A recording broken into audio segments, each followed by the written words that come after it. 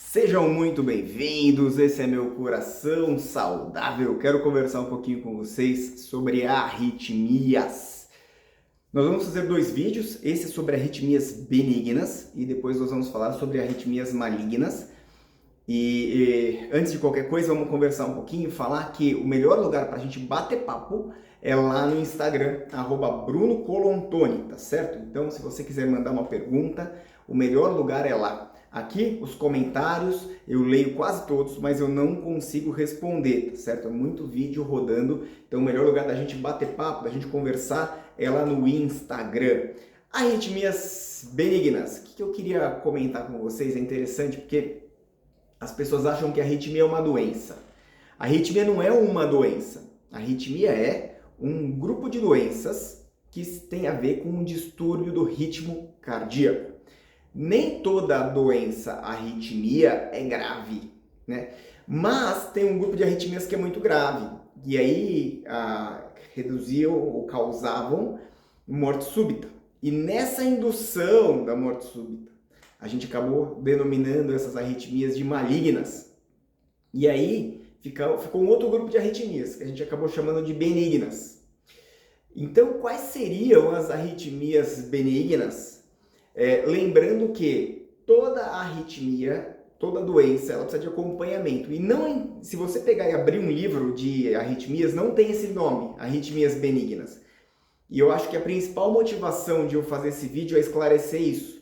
Não existe esse termo técnico arritmias benignas, mas os médicos acabaram trazendo esse linguajar como se fosse uma gíria, dizendo que essa arritmia não é maligna. Essa arritmia ela é benigna, ou seja, uma arritmia que não causa dano, que ela não vem trazer problema para a sua saúde, não aumenta o seu risco de morte, infarto, de AVC e principalmente de morte súbita. Então, pessoal, arritmias benignas são aquelas que não aumentam o risco de morte súbita. Mas o que é importante quando a gente estuda arritmia? É saber se você tem uma alteração estrutural, uma base estrutural de doença que venha a levar ao agravamento desse quadro de arritmia. Então, por exemplo, extrasístoles ventriculares e supraventriculares isoladas. Elas são potencialmente arritmias benignas. Aliás, o que o povo mais chama aí de arritmias benignas são as extrasístoles ventriculares, extrasístoles supraventriculares isoladas e taquicardias atriais, tá certo? Que não trariam dano e que não necessariamente estão ligadas a uma alteração estrutural, mas eventualmente elas podem estar correlacionadas a uma alteração estrutural. E a partir daí, elas podem ter na condução, no acompanhamento, um agravamento do quadro clínico, fazendo com que o paciente tenha um risco cardiovascular maior e eventualmente precise de um tratamento. Existem algumas arritmias que elas não tem dúvida que são super graves, em especial as taquicardias ventriculares, taquicardias instáveis, fibrilação ventricular, que é ritmo de parada cardíaca. Essas sim são as arritmias malignas. Essas sim precisam de tratamento, é urgente e tem risco iminente de morte. Agora, tem algumas que elas não são nem benignas e nem malignas. E é sobre elas que eu quero falar. Em especial, duas que são muito comuns, em especial no público mais idoso, que eu estou falando de fibrilação atrial e flutter atrial.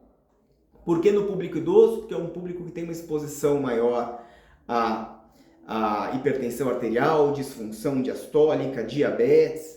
Eventualmente no grupo dos valvopatas eles vão ter essa complicação. Nós temos vídeos sobre fibrilação atrial aqui, e a fibrilação atrial ela aumenta o risco de AVC. Então, falar é uma arritmia que não necessariamente ela pode instabilizar, ou seja, ela pode trazer gravidade, risco iminente de vida, mas principalmente aí, a questão que mais pega na fibrilação atrial e no flutter atrial é o risco maior de AVC. São arritmias que nos últimos 15, 20 anos a gente trouxe esse conhecimento da anticoagulação como um tratamento, e essas sim, elas não necessariamente têm instabilidade, mas o potencial de AVC leva a um agravamento muito grande. Então a gente tem que acompanhar esse paciente com fibrilação atrial de uma maneira diferente. para resumir nosso entendimento aqui e para tentar ter clareza. Então, esse termo arritmias benignas não existe no livro, mas a gente costuma chamar das arritmias que não costumam instabilizar, ou seja, aquelas que não costumam te levar para o pronto-socorro. Eventualmente, elas podem te dar sintomas, uma batedeirinha no peito, uma palpitaçãozinha, mas não necessariamente ela leva a uma necessidade de internação e nem um risco iminente de morte. Aquilo que a gente chama de arritmias malignas são aquelas arritmias que geralmente agravam com morte súbita. E a gente tem um grupo intermediário que pode complicar com AVC. Eu espero que esse vídeo tenha sido útil para você. E se ele foi útil, compartilha com alguém, curte, me siga nas redes sociais, a gente vai poder bater um papo bom. E não deixa de clicar no sininho, tá certo? Dentro em breve nós vamos voltar com as nossas lives semanais às segundas-feiras à noite. Provavelmente junho ou julho a gente está de volta. Beleza, pessoal? Um forte abraço para vocês.